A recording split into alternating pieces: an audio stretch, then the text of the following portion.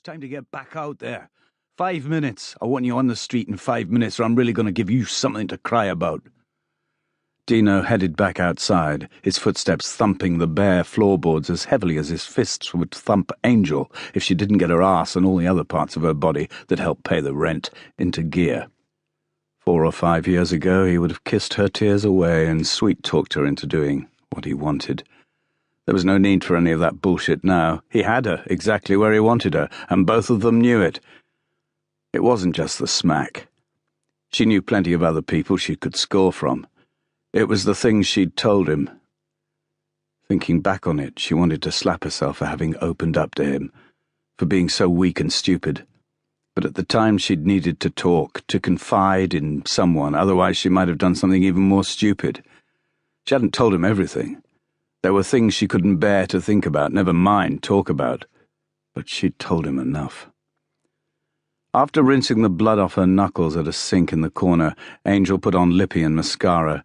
She shrugged off her dressing gown and slipped into a miniskirt, boob tube, and over-the-knee high-heeled boots.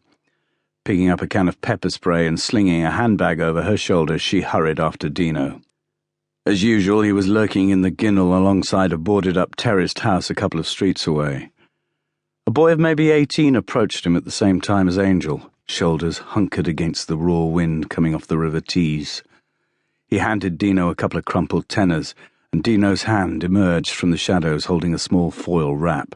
The exchange happened fast, then the boy was hurrying away. "Looking fuckable," said Dino, approvingly, surveying Angel's fresh-applied slap before dropping his gaze to her outfit that left little to the imagination.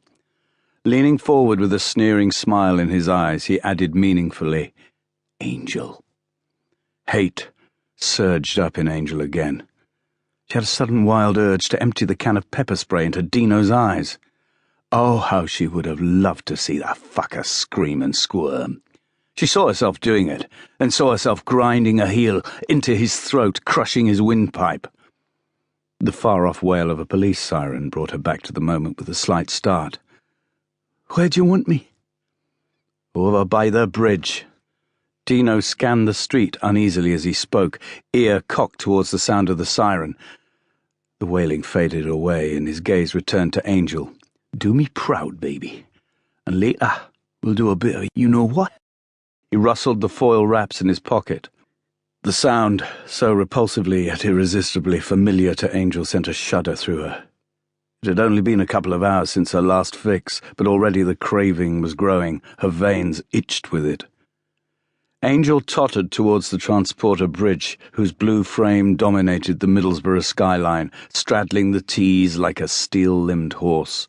She passed a scattering of other girls, all dressed like her in high heels and revealing clothes. Most of their heavily made-up faces were familiar. Some of them smiled and nodded hello. She spotted a new girl, scarcely old enough to be out of school, her eyes glazed with a telltale sheen. The girl shifted nervously as Angel neared her. There was a bruise on her cheek, probably put there by one of the other girls protecting her patch. The girls looked out for each other, but that didn't stop fights from frequently breaking out over who worked the most lucrative spots. Angel gave her a smile, not of sympathy. Her heart was too hardened by bitterness and anger for that, but of understanding. She knew what the girl was feeling. She'd been there herself not so many years ago. She didn't offer any words of reassurance. Some whores liked to take new girls under their wing, impart their wisdom. Not Angel. The idea repulsed her. Nothing this life had taught her was worth repeating. A black BMW with tinted windows crawled along the curb. One of the other girls lifted the hem of her skirt, exposing her bare crotch, but the car didn't stop. She shoved her middle finger up at it, mouthing, "Fuck you." The Beamer pulled over by Angel and the young girl. The driver's side window came down just enough for a massive hand adorned with chunky gold rings to beckon the girl. Flicking Angel a tense glance, the girl hurried to the passenger door and ducked into the car, which accelerated sharply away in the direction of the transporter bridge. "Thought that little bitch isn't sick enough to let him take her over the river," said the girl who'd been snubbed. The other side of the Tees was a lonely mixture. To keep listening to this audiobook, I've left you a link in the description so you can do it at no cost thanks to Audible's 30-day free trial.